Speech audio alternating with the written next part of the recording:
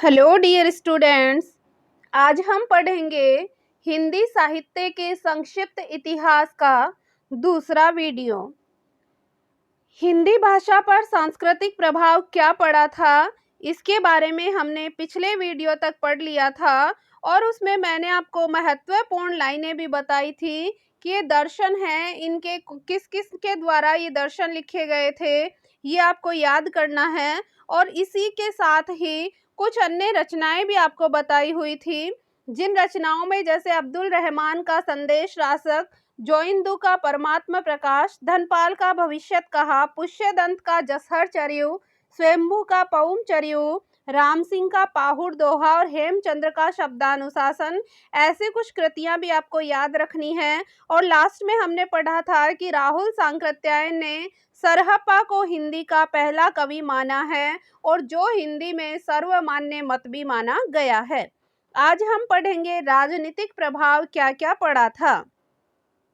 हर्षवर्धन का साम्राज्य 7वीं शताब्दी के प्रारंभ में छिन्न भिन्न हो गया था। आप लोग जानते हैं हर्षवर्धन का समय 590 से लेकर 647 ईस्वी के आसपास माना जाता है। तो 7वीं शताब्दी के आरंभ में ही हर्षवर्धन का साम्राज्य छिन्न भिन्न हो गया और उसके द्वारा शासित राज्यों ने अपनी संप्रभुता प्राप्त कर ली। साथ ही आक्रमणकारियों के लगातार युद्धों से भारतवर्ष की स्थिति शोचनीय बन गई थी और हमारे यहाँ पर कला है, अराजकता, विद्रोह है, आक्रमण, अशांति, निर्धनता, ऐसी कई तकलीफें हमारे भारतवर्ष को झेलनी पड़ी थी। तो उस समय क्या हुआ कि उस समय कई लोग हैं वो तो ईश्वर की लोक कल्याणकारी सत्ता में अपना विश्वास बनाए रखने लगे, कईयों ने अपना धैर्य खो दिया था, कई ऐसे वीर भी धरती के लिए बने थे जो धरती को, हमारी भारत की रक्षा के लिए आगे आए थे। तो ऐसे वीरों की गौरवपूर्ण गाथा का उदय रासो साहित्य से हुआ था।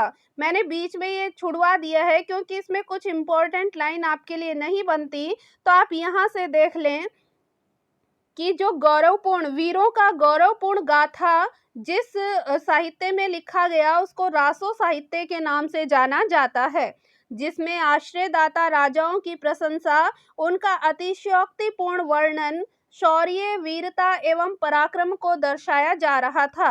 राजनीति अब एक अजीब मोड़ ले रही थी। विदेशी आक्रमणकारियों ने भारत को बुरी तरह नष्ट कर दिया था। जनधन की हानि के साथ भारतीय निराशा के सागर में डूब रहे थे।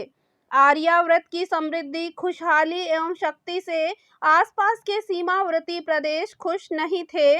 उनके मन मस्तिष्क में सदैव आर्यावर्त की खुशी छीनने की योजना बनती रहती थी। यह सोने की चिड़िया कहलाने वाला देश विदेशियों की आंखों की किरकिरी बन चुका था। यहाँ यवन, आभीर, हूण, कुषाण तथा मुसलमान आदि जातियां आई। भारत के अद्भुत शौर्य के आगे यवन पराजित हुए, किंतु लगातार युद्धों के कारण 10वीं शताब्दी तक विदेशी जातियों ने अपना आधिपत्य यहाँ पर जमा लिया। 6ठी शताब्दी में हर्षवर्धन का एक छत्र साम्राज्य रहा।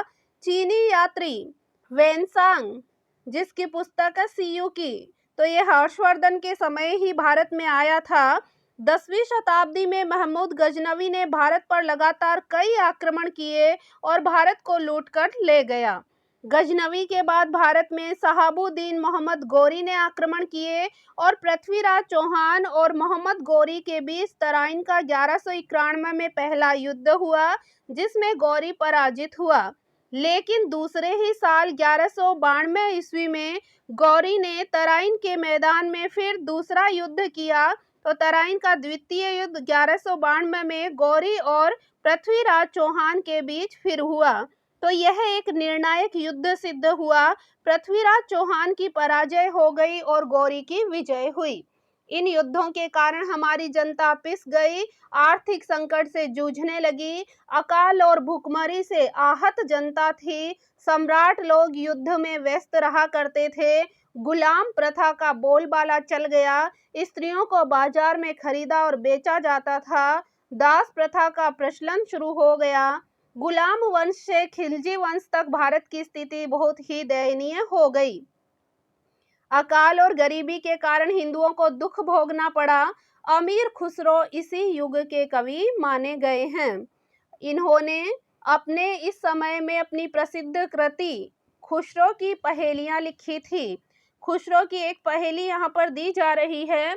तरवर से एक तिरिया उतरी, उसने बहुत रिझाया, बाप का उससे नाम जो पूछा, आधा नाम बताया, आधा नाम पिता पर प्यारा, बूझ पहेली गौरी, अमीर खुसरो यों कहे, अपने नाम न बोली निबोरी। कि ये निम्बोरी के लिए कहा है। निम्बोरी आप जानते होंगे, नीम के वृक्ष पर जो लगती है। तो निम्बोरी, तरवर से एक तिरिया उतरी कि एक स्त्री वाचक जो शब्द है, उसने बहुत रिझाया, बाप का उससे नाम जो पूछा तो आधा नाम बताया कि जो मेरा नाम है ना वही आधा मेरे पिता का नाम है, यानी नीम है। आधा नाम पिता पर प्यारा, बूझ पहेली गौरी, अमीर खुसरो यों कहे, उसने नाम क्या बताया, निम्बोरी। अब सामाजिक स्थिति उस समय कैसी थी? तो राजनीतिक परिस्थितियों के साथ सामाजिक स्थितियों में भी परिवर्तन आ रहा था। जनता का शासकों के प्रति विश्वास समाप्त हो गया, तो धर्म के मठाधीशों के प्रति निराशा ही हाथ लग रही थी। यानी धर्म के मठाधीश थे, उनके प्रति निराशा हाथ लगी। चारों तरफ असहाय और लाचारी नजर आ रही थी। ऐसे में अंधविश्वास, जाति पाति का भेदभाव बढ़ने लगा।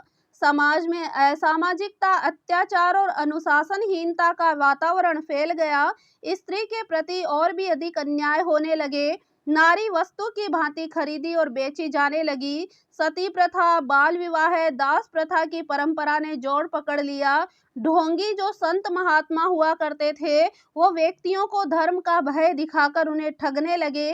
निर्धनता जनता के लिए अभिशाप बन चुकी थी। अकाल, महामारी, आक्रमण के कारण फसलों को नष्ट करना, जनता को मारना, काटना आदि बातों से समाज में विकट परिस्थितियां आ चुकी थी। गरीब गरीब बनते जा रहे थे, धनी धनवान बनते जा रहे थे। इस प्रकार से हमारी सामाजिक स्थिति बिल्कुल भी सही नहीं थी। इस समय केवल साहित्य के द्वारा ही आशा का संचार किया जा रहा था। अपभ्रंश भाषा में साहित्य रचना हो रही थी, जिसके माध्यम से धर्म, नियम और नैतिकता को पुनः समाज में अपना स्थान जमाने की कोशिश की जा रही थी। 7वीं शताब्दी के अंत में और 8वीं शताब्दी के प्रारंभ में स्थापत्य कला को बढ़ावा मिला। पल्लव शासकों ने शिल्पियों एवं चित्रकारों को सम्मान देना शुरू कर दिया। मद्रास म्यूजियम के चोल ताम्रपत्र के अनुसार, ये लाइन थोड़ी सी ध्यान में रख लेना, मद्रास म्यूजियम के चोल ताम्रपत्र के अनुसार कांचीपुरम के बुनकरों को उनकी व्यापारिक कलाओं के कारण वैश्य व्यापारियों जैसा सम्मान मिलने लगा। यानी जो बणिये व्यापारी होते हैं, उनके समान बुनकरों को व्यापार मिलना लगा। तो बुनकर जुलाहे कपड़े का व्यापार करने लगे। दक्षिण में, यहाँ से कुछ लाइनें आपके लिए हैं इम्पोर्टेंट, कि दक्षिण में वैष्णव आलवार संतों के उच्च वर्ण और निम्न वर्णों के संत आपस में मिलजुल कर रह रहे थे। समाज में सामाजिक सद्भावना का संदेश दे रहे थे। कौन सी दिशा में? भारत के दक्षिण की ओर। निम्न वर्ग सामाजिक मर्यादा की दृष्टि से ऊपर उठने के लिए एक नया मार्ग ढूंढने के लिए प्रवृत्त हो रहा था। इसी समुदाय के कांचीपुरम नामक संत बहुत प्रतिष्ठित हुए। जुलाह संप्रदाय के कांचीपुरम नामक एक संत थे, वो बहुत प्रतिष्ठित हुए। समाज में रामानुजाचार्य, ये वाली लाइन ध्यान रखना, रामानुजाचार्य के विशिष्टाद्वैत एवं शंकराचार्य के अद्वैतवाद का दर्शन जीवन दर्शन को प्रकट कर रहा था। तो रामानुजाचार्य का कौन सा दर्शन है? विशिष्टाद्वैतवाद। शंकराचार्य का अद्वैतवाद। अद्वैत के शंकराचार्य जगत को मिथ्या, परिवर्तनशील मानते और ब्रह्म को सत्य मानते हैं। ये कहते हैं ब्रह्म सत्यम जगत मिथ्या। और रामानुजाचार्य विशिष्टाद्वैतवाद में जगत को शरीर और ब्रह्म को शरीरी मानते हैं। रामानुजाचार्य के शिष्य थे रामानंद। रामानंद जी से भक्ति को दक्षिण से उत्तर में लाने का कार्य किया गया। तो ये भी ध्यान रखना कि रामानुजाचार्य ने कौन सा सिद्धांत दिया? विशिष्टाद्वैतवाद का। शंकराचार्य ने दिया अद्वैतवाद का। अद्वैतवाद में संसार को मिथ्या माना जाता है। रामानुजाचार्य के शिष्य कौन थे? रामानंद जी थे। और रामानंद जी ने ही दक्षिण से उत्तर दिशा में वैष्णव संप्रदाय का प्रचलन दक्षिण से उत्तर में लाने का कार्य किया था। अब आदिकाल की पृष्ठभूमि की आदिकाल किस प्रकार से आदिकाल का नामकरण हुआ, किन किन लोगों ने महती भूमिका निभाई, किस प्रकार से ये जनता में आदिकाल की जो रचनाएं कौन सी भाषा में लिखी गई, ये सब बातें देखें। आदिकाल की पृष्ठभूमि। संस्कृत भाषा के विशाल साहित्य में अपार शब्द भंडार हैं। इसमें अनेक ग्रंथों की रचना हुई, किंतु वेद, उपनिषद, आरण्य की भाषा जनसामान्य के लिए कठिन हो रही थी। इसलिए भाषा का सरलीकरण हुआ और लोक भाषा के रूप में अपभ्रंश तक पहुंच गई। ये हमने पिछले वीडियो में भी देखा था कि संस्कृत दो भाषाओं में बटी हुई थी, एक वैदिक थी और एक लौकिक थी। जो ये लौकिक भाषा है, ये धीरे धीरे अपभ्रंश की ओर जा रही थी। 7वीं शताब्दी में अपभ्रंश पूर्ण रूप से विकास की ओर थी। कहीं वह ग्राम्य भाषा के रूप में, तो कहीं संस्कृत निष्ठ शब्दावली युक्त वाक्य योजना के अंतर्गत लिखी जा रही थी। यानी अपभ्रंश भी दो प्रकार से थी, एक तो ग्राम्य भाषा के शब्दों की ज्यादा बहुलता थी और एक संस्कृत निष्ठ शब्दों की बहुलता अधिक थी। तत्कालीन साहित्यकार जन रुचि को देखकर अपने मनोभावों को अभिव्यक्त कर रहे थे। 7वीं शताब्दी के सिद्धाचार्यों ने अपने अनुभवों को वाणी देना प्रारंभ किया। उनकी भाषा में संस्कृत शब्दावली का प्रयोग हुआ। ये तत्सम शब्द धीरे धीरे हिंदी भाषा की नींव डाल रहे थे। 10वीं शताब्दी तक आते आते अपभ्रंश का लोक साहित्य पर्याप्त विकसित एवं सूक्ष्म भावनाओं की अभिव्यंजना करने लगा। इस समय अपभ्रंश भाषा परिनिष्ठित होकर साहित्यिक भाषा के रूप को धारण कर चुकी थी और लोक भाषा में लिखित साहित्य तत्सम शब्दावलियों से युक्त अपभ्रंश में लिखा जाने लगा। अपभ्रंश का रूप भी धीरे धीरे निखर रहा था। विभिन्न प्रवृत्तियों तथा विभिन्न काव्य रूपों के कारण कथा और शिल्प विधान भी संस्कृत साहित्य के नियमों के बंधन से मुक्त हो गया। यह विभिन्न संप्रदाय, धर्म और मतांतरों का काल था। कहीं सदाचार और वैराग्य की धारा में कवि अपनी रचना लिख रहा था, तो कहीं श्रृंगार रस की धारा के साथ साथ वीर रस का भी संगम हो रहा था। यानी कहीं कहीं तो ऐसी रचनाएं थी जो सदाचार और वैराग्य की बातें बता रही थी और कहीं श्रृंगार रस की धारा के साथ साथ वीर रस का भी संगम हो रहा था। 10वीं शताब्दी से 13वीं शताब्दी का यह साहित्य राजाश्रय, धर्माश्रय और लोकाश्रय के आधार पर रचा जा रहा था। यानी राजाश्रय, राजा के आश्रय में, धर्म के आश्रय में और लोगों के आश्रय में रचा जा रहा था। इस समय साहित्यिक संक्रमण काल चल रहा था। छंद, काव्य रूप, विषय वस्तु, काव्य रूढ़ियां, परंपराओं की दृष्टि से अपभ्रंश साहित्य प्रचुर मात्रा में प्रभावित हुआ। हिंदी भाषा को प्राणवान बनाने का प्रयास प्रबुद्ध चेता तथा विकासोन्मुखी प्रतिभावान रचनाकारों ने अपने भावों को लोक रंजनकारी और लोक कल्याणकारी बनाने की सुनियोजित मार्ग प्रशस्त किया। जनमानस जीवंत धारा की ओर बढ़ रहा था। वीर रस की वेगमयी धारा ने अदम्य साहस का संचार किया, जो लोक रंजन के साथ साथ लोक रक्षण का भी काम कर रही थी। यानी लोगों में मनोरंजन तो कर ही रही थी, इसी के साथ साथ लोगों में रक्षा करने का उपाय भी लोगों को सचेत बता रही थी। राजाश्रय कवियों ने युद्ध के क्षणों में सेना का मनोबल बढ़ाने के लिए वीर रस को चुना। वीर रस की ओजस्वी शैली के कारण इसको रासो नाम दिया। ये लाइन ध्यान रखना, इंपॉर्टेंट लाइन, अगर आप नोट्स बना रहे तो लिख लेना। वीर रस की ओजस्वी शैली के कारण ही जो वीरता से परिपूर्ण आदिकाल में रचनाएं लिखी गई, उनको हम रासों के नाम से जानते हैं। जैसे आध्यात्मिक, वीर रसात्मक तथा श्रृंगारिक रचनाओं के कुछ उदाहरण आपको यहाँ बताए जा रहे हैं। ये सरहपा जो राहुल सांकृत्याय ने हिंदी का पहला कवि माना है। ये लाइन पूछी गई है एग्जाम में कि नाद न बिंदु न रवि न शशि मंडल चियरा सहाबे मुलक उजू रे उजू जाडी मा तेहू रे बक नियही वो ही जा जहुरे लंक। तो आप ये इतनी सी लाइन याद रख लेंगे, नाद न बिंदु न रवि न शशि मंडल, तो भी काफी है। ये किसके द्वारा रचित है? सरहपा के द्वारा रचित है। दूसरी सारंगधर ने आपको पता होगा हमीर रासो लिखा है।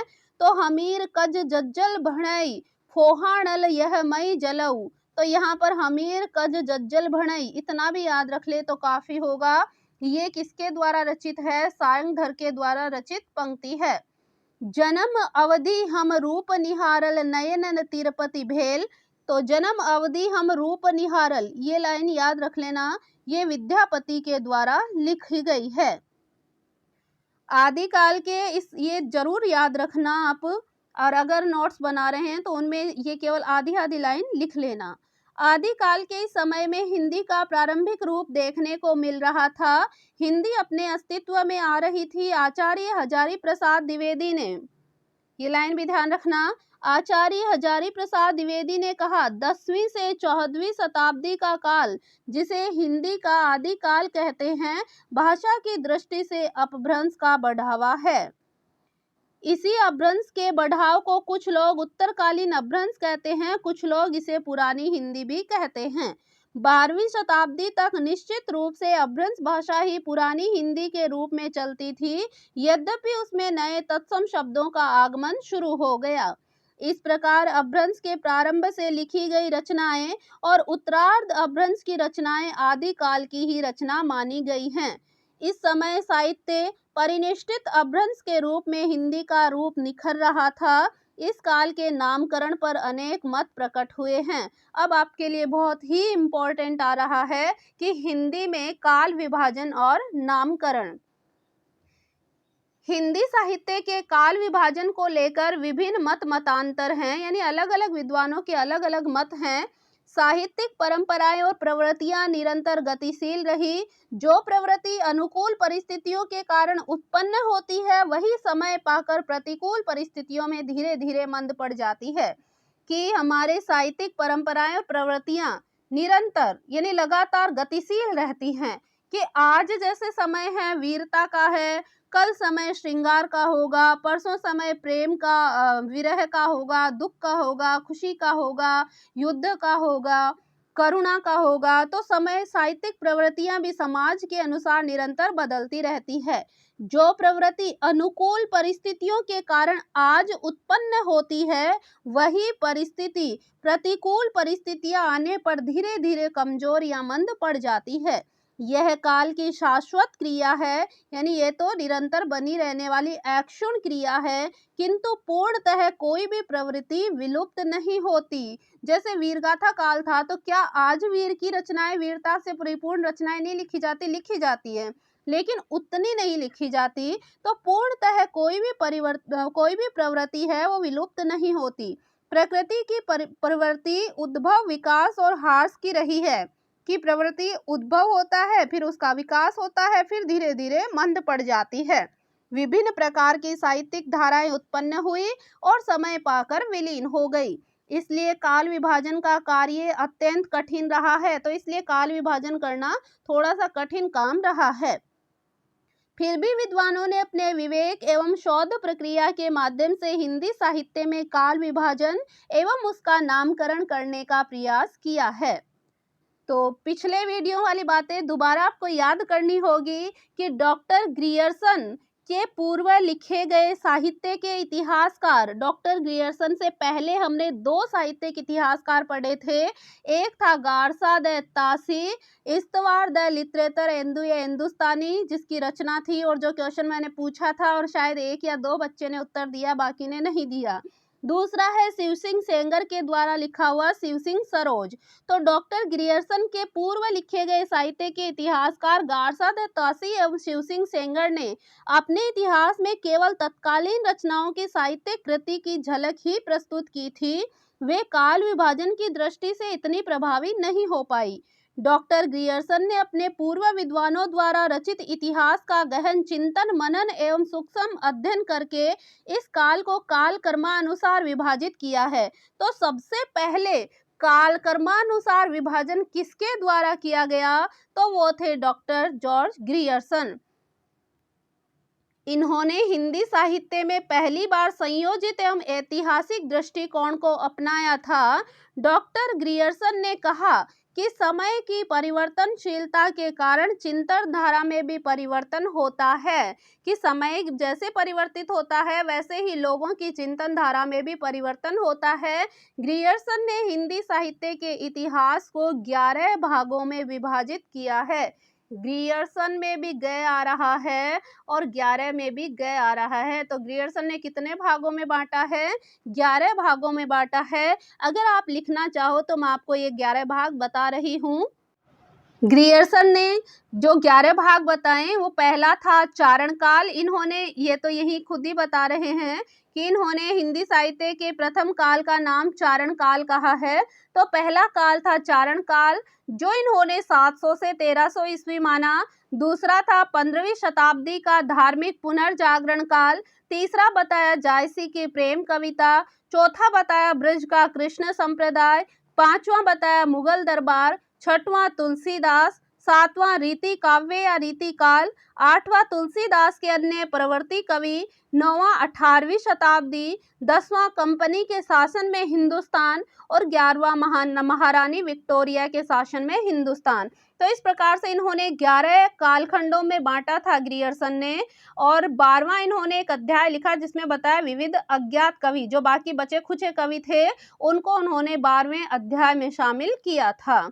तो इनके जो नामकरण था उसमें कुछ दोष था, कुछ अभाव था। और अभाव ये था कि कालक्रमानुसार निरंतरता का इसमें अभाव बना हुआ था। और हिंदी साहित्य की शुरुआत 700 ईस्वी से मानकर इन्होंने अपभ्रंश की रचनाओं को भी उसमें शामिल कर लिया था। दूसरा, अब देखें, मिश्र बंधुओं ने अपने इतिहास ग्रंथ मिश्र बंधु विनोद में निम्न प्रकार से काल विभाजन किया है। इन्होंने 5 भागों में बांटा है। पहला, आरंभिक काल। तो आरंभिक काल में इन्होंने आरंभिक काल को भी 2 भागों में बांटा। आरंभिक काल मिश्र बंधुओं ने माना है 700 से लेकर के 1444 ईस्वी तक। इन्होंने पहला आरंभिक काल का पहला बताया पूर्व आरंभिक काल, जो तो था 700 से लेकर 1343 ईस्वी तक। और दूसरा माना उत्तर आरंभिक काल, जो 1344 से लेकर 1444 तक माना है। दूसरा है माध्यमिक काल, जिसको पूर्व माध्यमिक काल माना है, और प्रौढ़ माध्यमिक काल। इसके भी इन्होंने 2 भाग किए। पूर्व माध्यमिक काल 1445 से 1560 विक्रमी संवत तक माना है। और प्रौढ़ माध्यमिक काल 1561 से 1680 विक्रमी संवत माना है। ये ध्यान रखना, ये 700 से लेकर 1444 विक्रमी संवत है। इन्होंने विक्रमी संवत माना है, विक्रमी संवत बता रहे हैं। माध्यमिक काल कब बताया? पूर्व माध्यमिक 1445 से 1560 विक्रमी, और प्रौढ़ माध्यमिक 1561 से 1680। और ये भी ध्यान रखना, देखो यहाँ पर पूर्वारंभिक और उत्तरारंभिक है, यहाँ पर भी पूर्वालंकृत और उत्तरालंकृत है। केवल मध्य माले में इन्होंने पूर्व माध्यमिक और प्रौढ़ माध्यमिक बताया है। तो ये पूछा जा सकता है कि मिश्र बंधुओं ने काल विभाजन किस प्रकार किया, और उसमें ऑप्शन पूर्वारंभिक, उत्तरारंभिक, पूर्व माध्यमिक और उत्तर माध्यमिक ऐसा देकर पूछा जा सकता है। तो यहाँ आपको कंफ्यूज किया जा सकता है, यहाँ प्रौढ़ याद रखना है। तीसरा बताया इन्होंने अलंकृत काल, जो पूर्वालंकृत काल 1681 से 1790 विक्रमी, और जो उत्तरालंकृत काल है वो 1691 से 1889 विक्रमी। परिवर्तन काल 1890 से 1925 विक्रमी, और लास्ट का वर्तमान काल 1926 से लेकर अब तक।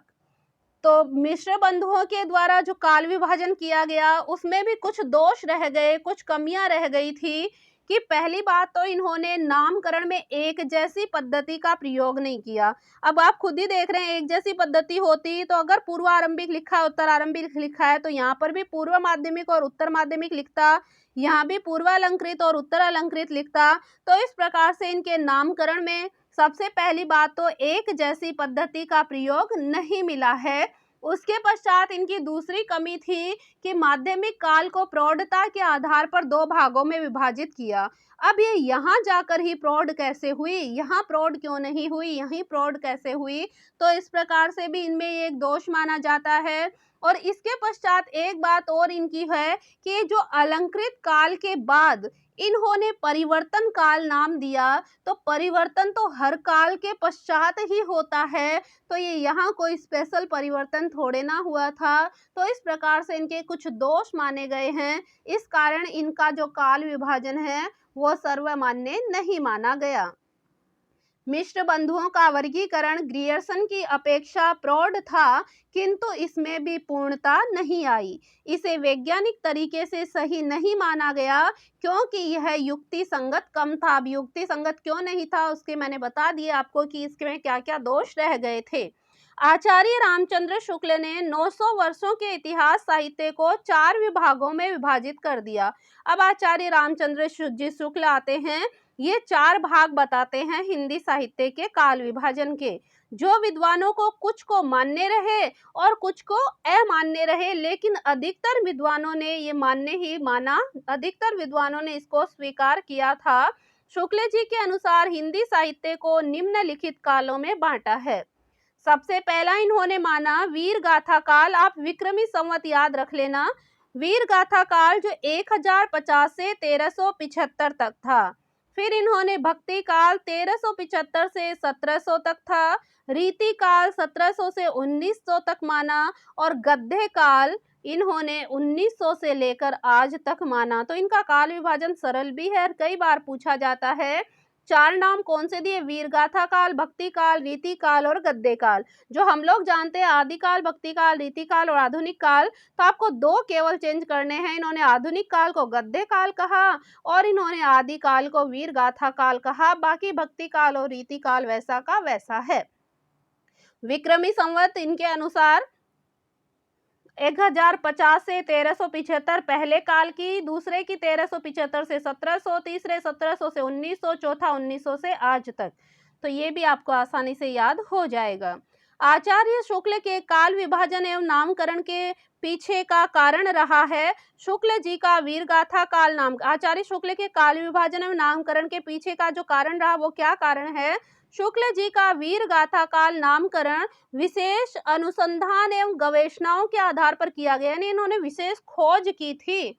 फिर उसके पश्चात इन्होंने नामकरण किया था। उनका काल विभाजन 2 आधार पर किया गया है। एक तो किसी कालखंड में विशेष ढंग की रचनाओं की प्रमुखता, विशेष ढंग की रचनाएं थी ना, जैसे वीरगाथा काल में वीरता से परिपूर्ण रचनाएं थी, भक्ति काल में भक्ति से संबंधित, फिर रीति काल से प्रेम से संबंधित, रीति से संबंधित, उसके पश्चात गद्य काल में आधुनिक जो रचनाएं हैं वो तो कालखंड में इन्होंने माना है विशेष ढंग की रचनाओं की प्रमुखता के आधार पर। और दूसरा माना ग्रंथों की प्रसिद्धि के अनुसार, भाई जो ग्रंथ प्रसिद्ध हुए ना उन्हीं के आधार पर इन्होंने नाम दे दिया।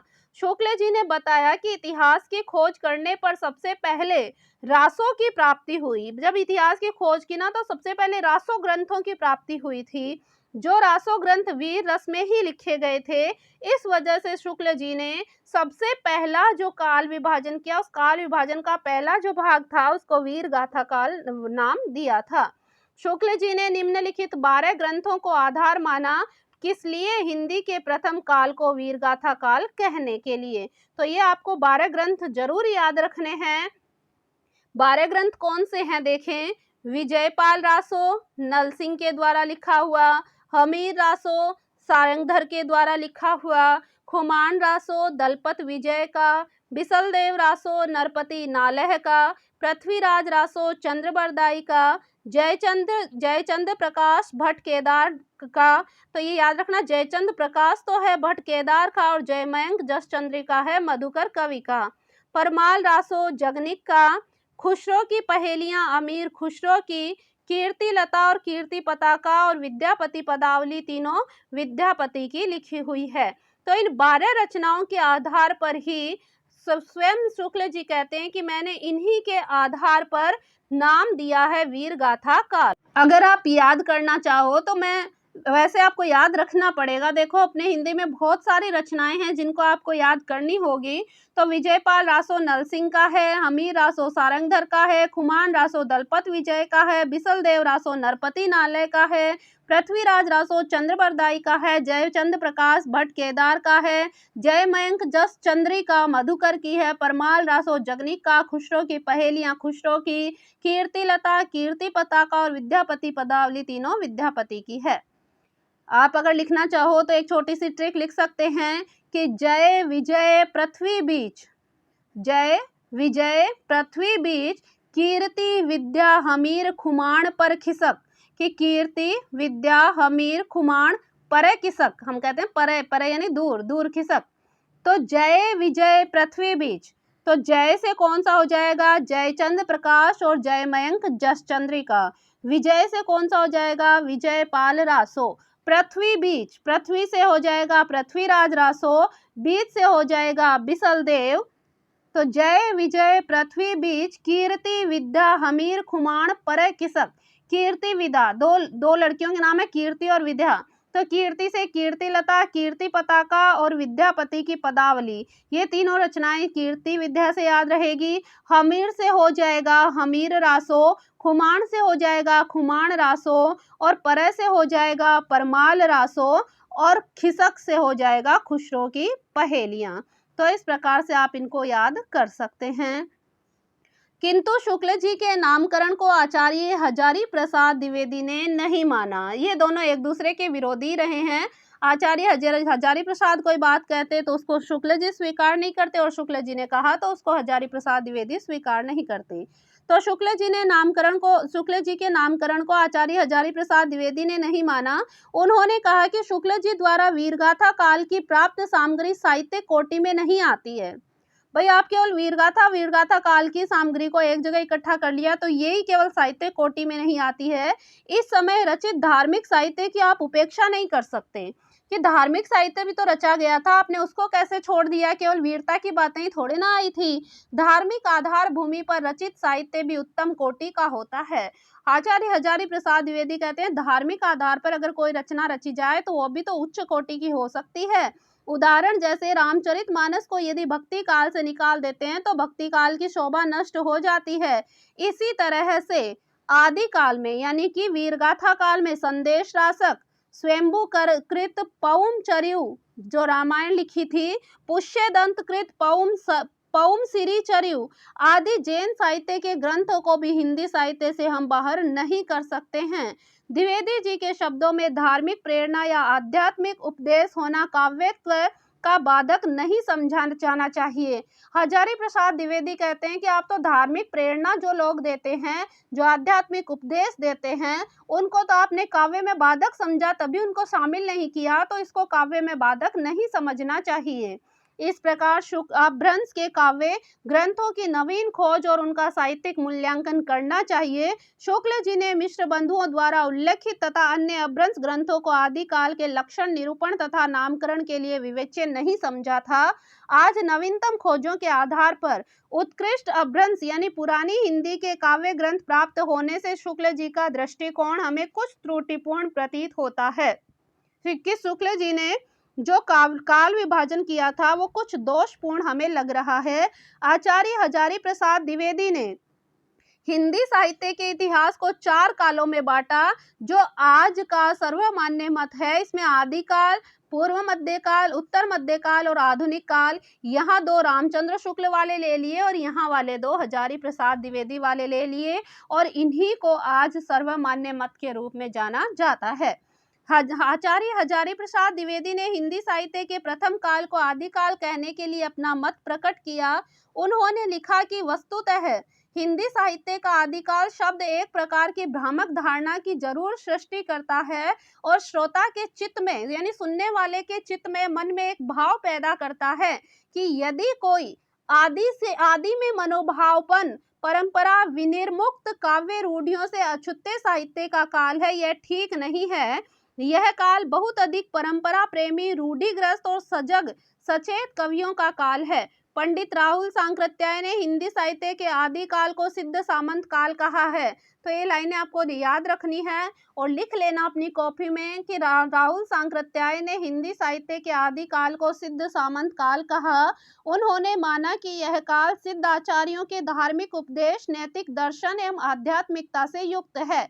डॉक्टर राम कुमार वर्मा ने इस काल को संधि व चारण काल के नाम से 2 भागों में बांटा था, और इसको 2 भागों में यानी संधि काल और चारण काल कहने के पीछे कारण था, और कारण यह था कि संधि काल यानी 2 भाषाओं की संधि का काल था, और चारण काल यानी चारण जाति के कवियों द्वारा राजाओं का यशोगान प्रकट करना था, जिसमें तत्कालीन राजाओं के शौर्य और वीरता एवं साहस का वर्णन है। उनके जीवन प्रसंगों को अतिशयोक्तिपूर्ण बनाकर वर्णन करना है। इसी प्रकार से आचार्य महावीर प्रसाद द्विवेदी ने इस काल को बिजौपन काल कहा है। उन्होंने बताया कि हिंदी साहित्य के प्रारंभिक काल में पूर्ववर्ती साहित्य की सभी काव्य रूढ़ियों और परंपराओं का सफलतापूर्वक निर्वाह हुआ है। साथ ही साथ कुछ नवीन साहित्यिक प्रवृत्तियों का भी उद्भव हुआ है, जो अपने समुचित विकास के रूप में है। चंद्रधर शर्मा गुलेरी ने हिंदी साहित्य के प्रथम काल को अपभ्रंश काल के नाम से बताया है। तो चंद्रधर शर्मा गुलेरी ने कौन सा काल बताया? अपभ्रंश काल बताया। महावीर प्रसाद द्विवेदी ने बिजौपन काल बताया था। राहुल सांकृत्याय ने सिद्ध सामंत काल बताया है। इसी प्रकार से रामकुमार वर्मा ने संधि व चारण काल बताया है। हजारी प्रसाद द्विवेदी ने आदि काल बताया है। रामचंद्र शुक्ल ने वीर गाथा काल बताया है। तो अनेक विद्वानों ने अलग अलग नाम आदि काल को दिए हैं। उन्होंने बताया कि हिंदी की प्रारंभिक स्थिति अपभ्रंश भाषा के साहित्य से शुरू होती है, इसलिए इसको अपभ्रंश काल कहना चाहिए। ये बात किसने कही? चंद्रधर शर्मा गुलेरी ने। विश्वनाथ प्रसाद मिश्र द्वारा इस काल का नामकरण वीर काल दिया गया। अब विश्वनाथ प्रसाद मिश्र ने इनको कहा ये वीर काल है, तो और रामचंद्र शुक्ल ने क्या कहा था? वीर गाथा काल। तो याद रखना, कंफ्यूज मत होना। विश्वनाथ प्रसाद मिश्र ने कहा वीर काल और रामचंद्र शुक्ल ने कहा वीर गाथा काल। तो इससे यह लगता है, इन विश्वनाथ प्रसाद की बातों से ये लगता है कि आचार्य रामचंद्र शुक्ल के वीर गाथा काल का ही रूपांतरण है। डॉक्टर नगेंद्र ने अपने हिंदी साहित्य के इतिहास में काल विभाजन का एवं नामकरण सामान्य रूप से इस प्रकार किया है। अब हम पढ़ते हैं नगेंद्र के द्वारा किया गया काल विभाजन। इन्होंने अच्छा काल विभाजन करने का प्रयास किया है। सबसे पहले इन्होंने बताया आदि काल, जो 7वीं शताब्दी के मध्य से 14वीं शताब्दी के मध्य तक, भक्ति काल, जो 14वीं शताब्दी के मध्य से 17वीं शताब्दी के मध्य तक, फिर रीति काल 17वीं शताब्दी के मध्य से लेकर 19वीं शताब्दी के मध्य तक, फिर आधुनिक काल 19वीं शताब्दी के मध्य से लेकर अब तक। तो ये याद रह जाएगा, 7 दूनी 14 होती है, तो 7वीं शताब्दी के मध्य से 14वीं शताब्दी तक, फिर 14वीं से वापस 7 मतलब 17वीं कर दो, 14वीं से फिर 17वीं तक, फिर 17वीं से 19वीं तक और 19वीं से लेकर अब तक। तो ये 4 प्रकार के काल विभाजन नगेंद्र ने बताया है। फिर उन्होंने आधुनिक काल को फिर 5 खंडों में विभाजित किया। सबसे पहला पुनर्जागरण काल, जिसको भारतेंदु काल के नाम से भी जाना जाता है, 1857 से लेकर 1900 तक। दूसरा जागरण काल, जिसको द्विवेदी काल के नाम से जाना जाता है, जो 1900 से लेकर 1918 तक। छायावाद काल, जो 1918 से लेकर 1938 तक। प्रगति या प्रयोगवाद काल, 1938 से लेकर 1953 तक। नवलेखन काल, 1953 से लेकर अब तक। तो ये नगेंद्र के द्वारा किया गया काल विभाजन है। परिनिष्ठित अपभ्रंश भाषा हिंदी के रूप में प्रतिष्ठित हो रही थी। अपभ्रंश भाषा के कवि अपनी वाणी को सामाजिक, आध्यात्मिक एवं नैतिक विचारों से युक्त परिनिष्ठित अपभ्रंश भाषा हिंदी के रूप में प्रतिष्ठित हो रही थी। अपभ्रंश भाषा के कवि अपनी वाणी को सामाजिक, आध्यात्मिक एवं नैतिक विचारों से युक्त करके मानवीय जीवन को सुव्यवस्थित करने की ओर ध्यान दे रहे थे और जन जन की नवीन प्रेरणा प्रदान करके अपने विचारों की अभिव्यक्ति कर रहे थे। तब यह प्रश्न आता है कि हिंदी का प्रथम कवि किसको माना जाए। अब काल विभाजन तो हो गया, पहला कवि किसको माने? तो शिव सिंह सेंगर ने अपने ग्रंथ शिव सिंह सरोज में हिंदी का पहला कवि मुख्य रूप से 7वीं शताब्दी के पुष्यदंत या पुण्यदंत इस नामक कवि को नाम लिखा है। किसने? शिव सिंह सरोज ने। किंतु इस कवि का उल्लेख मात्र मिलता है, केवल इसका उल्लेख मात्र मिलता है, अभी तक इसकी कोई रचना उपलब्ध ही नहीं हुई। शिव महिम की रचना पुण्यदंत ने की थी। ऐसा कहा जाता है शिव महिम की रचना किसने की थी? पुण्यदंत ने। और पुण्यदंत या पुष्यदंत को सर्वप्रथम कवि किसने माना हिंदी का? शिव सिंह सरोज ने माना। इनका लक्षण ग्रंथ भी था, ऐसा माना जाता है पुण्यदंत का एक लक्षण ग्रंथ भी था, जो अभी तक तो प्राप्त नहीं हुआ। सरहप्पा सरहपाद को राहुल सांकृत्याय ने 7वीं शताब्दी के सरहप्पा को हिंदी का प्रथम कवि माना।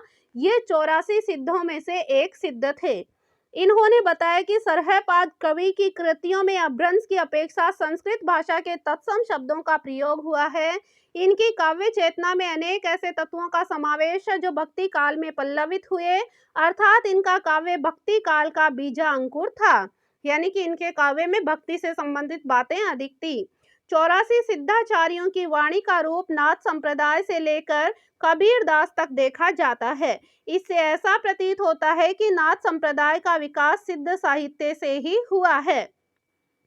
सरहप्पा को हिंदी का पहला कवि कहने के पीछे एक अन्य आधार काव्य का काव्य शैली भी है। इनका काव्य दोहा और पदों की शैली से युक्त था। यानी ये जो सरहप्पा है, इनका काव्य दोहा और पद शैली में लिखा गया था, जिसे परवर्ती कवियों ने अपनाया, यानी उनके बाद आने वाले कवियों ने भी इसी को अपनाया था। इन्होंने मुक्त छंद दोहा का अधिक प्रयोग किया। इन दृष्टियों से सरहपाद को हिंदी का प्रथम कवि माना गया। कुछ विद्वानों का मत है कि सरहपाद को हिंदी का प्रथम कवि इसलिए नहीं मानते कि इनका काव्य अपभ्रंश साहित्य में लिखा गया तथा दूसरा इस समय हिंदी का कोई प्रसार ही नहीं हुआ था। हिंदी का निखार तो 11वीं शताब्दी तक आते आते हुआ, जबकि सरहपाद तो 7वीं शताब्दी के सिद्धाचार्य कवि थे। डॉक्टर गणपति चंद्र गुप्त ने कहा कि अपभ्रंश और हिंदी के बीच ऐसी कोई मध्यांतर रेखा नहीं खींची जा सकती है। उन्होंने अपने हिंदी साहित्य का वैज्ञानिक इतिहास, डॉक्टर गणपति चंद्र का कौन सा इतिहास है हिंदी के बारे में, हिंदी साहित्य का इतिहास, तो गणपति चंद्र गुप्त का है हिंदी साहित्य का वैज्ञानिक इतिहास। भरतेश्वर बाहुबली रास के रचयिता शालिभद्र सूरी, शालिभद्र सूरी ने कौन सी रचना लिखी थी? भरतेश्वर बाहुबली रास। और इसी शालिभद्र सूरी को गणपति चंद्र गुप्त ने पहला हिंदी का कवि माना है। गणपति चंद्र गुप्त का इतिहास ग्रंथ कौन सा है? हिंदी साहित्य का वैज्ञानिक इतिहास। शालिभद्र सूरी की रचना कौन सी है? भरतेश्वर बाहुबली रास। और गणपति चंद्र गुप्त ने प्रथम कवि किसको माना हिंदी का? शालिभद्र सूरी को माना है। कुछ विद्वान अमीर खुसरो को तथा कुछ विद्यापति को भी हिंदी का प्रथम कवि मानते हैं, लेकिन कुछ विद्वानों ने अमीर खुसरो और विद्यापति को 12वीं शताब्दी का कवि कहकर इसे अस्वीकार कर दिया। मिश्र बंधुओं ने अपने हिंदी नवरत्न में लिखा। मिश्र बंधुओं की एक रचना तो मिश्र बंधु विनोद थी और एक याद रखना हिंदी नवरत्न। तो मिश्र बंधुओं ने अपने हिंदी नवरत्न में लिखा कि महाकवि चंद्रबरदाई वास्तव में हिंदी के पहले कवि हैं। मिश्र बंधुओं ने किसको माना? चंद्रबरदाई को। चंद्रबरदाई की रचनाओं में प्रौढ़ता एवं छंद विधान का अनुसरण किया गया। आचार्य रामचंद्र शुक्ल का भी मानना है कि चंद्रबरदाई हिंदी के प्रथम कवि हैं और इनकी रचना पृथ्वीराज रासो हिंदी का पहला महाकाव्य है। डॉक्टर रामकुमार वर्मा का इतिहास ग्रंथ था हिंदी साहित्य का आलोचनात्मक इतिहास, जो 1938 में लिखा गया था। उन्होंने बताया कि स्वयंभू हिंदी का प्रथम कवि है। डॉक्टर रामकुमार वर्मा ने कौन से कवि को माना? स्वयंभू को हिंदी का पहला कवि माना, क्योंकि अपभ्रंश के कवियों की लेखनी काव्यमय हो उठी थी। शैली भी सरस और प्रवाह पूर्णता के कारण लोकप्रिय रही थी, जिसका प्रभाव भक्ति पर पड़ा, किंतु अंत में हिंदी साहित्य के प्रथम कवि के रूप में सरहप्पा को ही माना गया। यानी लास्ट में किसको स्वीकार किया गया? सरहप्पा को, क्योंकि उनकी भाषा एवं काव्य शैली के उदाहरणों से स्वतः ही इसका उत्तर मिल जाता है और यह स्पष्ट हो जाता है कि सरहपाद की भाषा अपेक्षाकृत हिंदी के अधिक निकट थी। ये कुछ इनके द्वारा सरहप्पा के द्वारा लिखी गई लाइनें हैं, पंक्तियां हैं, जिनमें पता चलता है कि इसमें हिंदी भाषा के कुछ शब्द आए हैं, जैसे जह मन पवन न संचरई रवि शशि नाह पवेश, तही वट चित विसाम करु सरहे कहिय उवेश, पंडिय सल सत्थ बखाणई देहहि बुद्ध बसंत न जानई। तो इस उदाहरण से अपभ्रंश भाषा में संस्कृत के तत्सम शब्दों की प्रवृत्ति पाई गई, जो आगे चलकर हिंदी भाषा के शब्द बने, जैसे मन, पवन, रवि, शशि, वट, चित।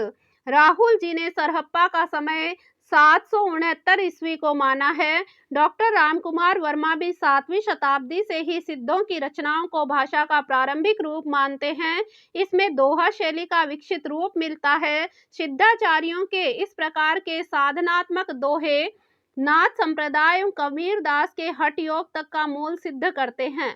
तो आज के वीडियो में हम इतना ही पढ़ेंगे। मैं आपको कुछ बताती हूँ, इसके अलावा एक जगह लिखकर कुछ नोट्स दिए जा रहे हैं, तो आप देखें, आप भी इस प्रकार से नोट्स बना लेना कि हिंदी का प्रथम कवि विभिन्न विद्वानों के अनुसार किस किस को माना गया है? शिव सिंह सेंगर ने किसको माना? पुष्य या पुंड को माना है। रामचंद्र शुक्ल ने किसको माना? मुंज या भोज को माना है। चंद्रधर शर्मा गुलेरी ने किसको माना? मुंज को माना। डॉक्टर रामकुमार वर्मा ने स्वयंभू को माना है। हजारी प्रसाद द्विवेदी ने अब्दुल रहमान या अब्दुल रहमान को माना। गणपति चंद्र गुप्त ने शालिभद्र सूरी को माना। राहुल सांकृत्याय ने सरहप्पा को माना और बच्चन सिंह ने विद्यापति को माना था। और जो राहुल सांकृत्यायन का सरहप्पा है, यही सर्वमान्य मत माना गया है। रामचंद्र शुक्ल ने हालांकि रामचंद्र शुक्ल ने हालांकि चंद को भी पहला कवि माना है। तो दोनों ऑप्शन साथ में नहीं होंगे। रामचंद्र शुक्ल ने मुंज या भोज को, चंद्रधर शर्मा गुलेरी ने मुंज को, रामकुमार वर्मा ने स्वयंभू को। इनको याद करने का भी चलो आपको थोड़ा सा बता देती हूँ, आप याद कैसे रखें। शिव सिंह सेंगर, शिव जी पर जब हम शिव जी के मंदिर में जाते हैं तो शिवलिंग पर क्या चढ़ाते हैं? पुष्प चढ़ाते हैं। तो शिव सिंह सेंगर ने कौन सा माना? पुष्य या पुंड को। रामचंद्र शुक्ल ने किसको माना? रामचंद्र शुक्ल, जब रामचंद्र भगवान आए थे अयोध्या तो भोज का आयोजन किया गया था। तो मुंज या भोज को किसने माना? रामचंद्र शुक्ल ने। अब चंद्र शब्द यहाँ भी आ रहा है, तो चंद्रधर शर्मा गुलेरी ने किसको माना? मुंज को माना। आपको पता है शर्मा जो ब्राह्मण लोग होते हैं वो अपने गले में जनेऊ धारण करते हैं जो मुंज की बनी होती है। तो चंद्रधर शर्मा ने किसको माना? मुंज को माना। रामकुमार वर्मा राम जी के कुमार थे, यानी रामचंद्र के बेटे लव कुश थे। वो स्वयं को सब कुछ मानते थे, वो खुद को बहुत उच्च मानते थे। तो रामकुमार वर्मा ने किसको माना? स्वयंभू को माना। हजारी प्रसाद द्विवेदी ने अब्दुल रहमान या अब्दुल रहमान, हजारी में है भी आ रहा है, रह भी आ रहा है, तो रहमान, अब्दुल रहमान, तो ये हजारी प्रसाद द्विवेदी ने माना। गणपति चंद्र गुप्त ने किसको माना? गणपति भगवान, आपको पता है रिधि सिद्धि दो बहनें, उनसे विवाह किया तो अपनी साली से भी उन्होंने विवाह कर लिया था। तो गणपति चंद्र गुप्त ने किसको माना? शालिभद्र सूरी को माना। राहुल सांकृत्यायन सरहप्पा, राहुल सांकृत्यायन ने किसको माना? सरहप्पा को माना। बच्चन सिंह ने किसको माना? विद्यापति को। विद्या शिक्षा तो बचपन में ही ग्रहण की जाती है, बच्चों द्वारा ग्रहण की जाती है। तो बच्चन सिंह ने किसको माना? विद्यापति को माना है। तो इस प्रकार से आप याद कर सकते हैं। हिंदी साहित्य का आरंभ किस विभिन्न विद्वानों के अनुसार कैसे कैसे है, इसको भी आप देख लें, नोट्स बनाए तो कैसे बनाए बताया जा रहा आपको। ग्रियर्सन ने हिंदी साहित्य का आरंभ 700 ईस्वी माना। मिश्र बंधुओं ने 643 ईस्वी माना। ये ध्यान रखना मैं ईस्वी बता रही हूँ, विक्रमी नहीं बता रही, ईस्वी बता रही हूँ। रामचंद्र शुक्ल ने 993 ईस्वी माना। रामकुमार वर्मा ने 693 माना। हजारी प्रसाद द्विवेदी ने खुद ने 1000 ही माना है। राहुल सांकृत्याय ने 769 माना है। गणपति चंद्रगुप्त ने 1184 माना है और डॉक्टर नगेंद्र ने 7वीं शताब्दी के मध्य को माना है। तो इस प्रकार से विभिन्न विद्वानों के अनुसार हिंदी साहित्य के कालक्रम को, किस प्रकार से हिंदी साहित्य का आरंभ विभिन्न विद्वानों के अनुसार कितना माना गया, तो इस प्रकार से आप नोट्स बना सकते हैं। मैं आशा करती हूँ कि आपको वीडियो अच्छा लगा होगा, आपको समझ में भी आया होगा। अगले वीडियो तक के इंतजार के लिए धन्यवाद।